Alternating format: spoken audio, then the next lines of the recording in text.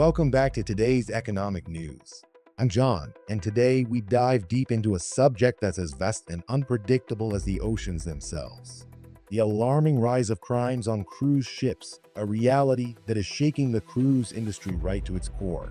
The glamorous image of luxury liners, once seen as floating paradises promising adventure and relaxation, is being severely tarnished.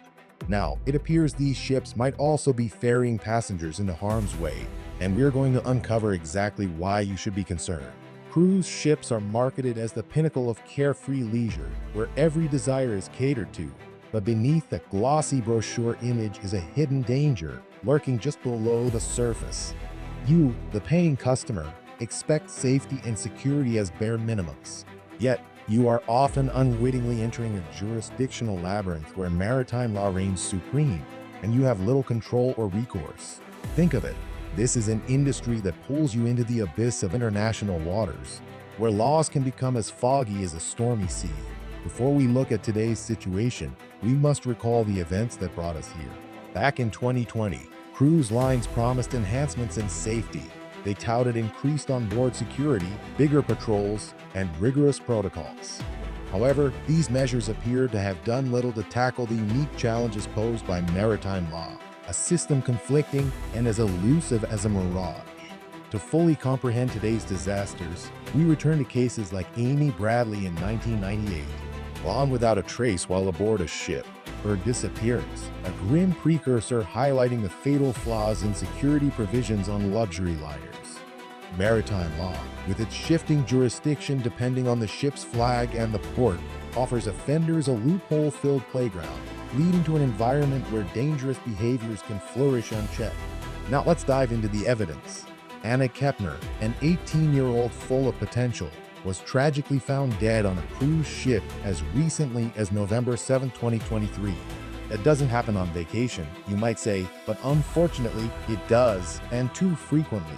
How about Kenneth Manzanares, sentenced to 30 years in 2021? A grim reminder that what happens at sea doesn't always stay at sea? The question arises, 30 years for a brutal act on board, but even more chilling is how easily such a tragedy unfolded in the first place. Do they think we are naive viewers of some poorly written drama rather than real events with real-world consequences? Consider Michael Virgil, whose story borders on the absurd. Allegedly served 33 alcoholic drinks before his death by mechanical asphyxia and other compounding health issues. 33 drinks. This sounds more like a tragic comedy than a cruise. Are we supposed to believe that these incidents are simply the result of personal choices, while the system that allows them to happen gets away scot-free? The mainstream narrative insists that cruises are fundamentally safe due to their robust measures. But when you're on a ship, a confined, isolated environment where jumping overboard isn't exactly a viable option, you become part of a captive audience in crime terms. Americans pay thousands for these cruises expecting a secure getaway.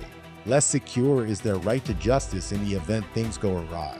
Now, it's time for the libertarian perspective because what we witness here is a failure so vast. It touches upon basic freedoms, economic effects, and the incompetence of overbearing bureaucracy that stifles actual oversight. The cruise industry conveniently absorbs the costs of crime through hefty insurance premiums, adding to inflationary pressures. When safety is advertised and not achieved, it's nothing short of a betrayal, economic theft, where passengers are promised peace and receive peril. Moreover, you have governments that fail to enforce safety, putting us all at risk. Their negligence equals more than just tragic headlines. It represents a loss of faith, a glaring example of bureaucratic incompetence that makes headlines, but takes forever to address substantively. And what of our freedoms? The cruise industry, under maritime law and the corporate umbrella, restricts your movements, all in the name of security that rarely materializes. It's a concoction of oppression and chaos marketed as freedom and fun. In the end, are these pleasures worth the risks? When paradise turns perilous, will you take the gamble? To protect yourself, stay informed, be aware of your rights or lack thereof in the complex maze that is maritime travel. If you're tired of paying for their negligence and hearing of these avoidable tragedies, hit subscribe now. Join us as we continue to navigate these murky waters. Thank you for tuning in, and until next time, stay aware and stay safe.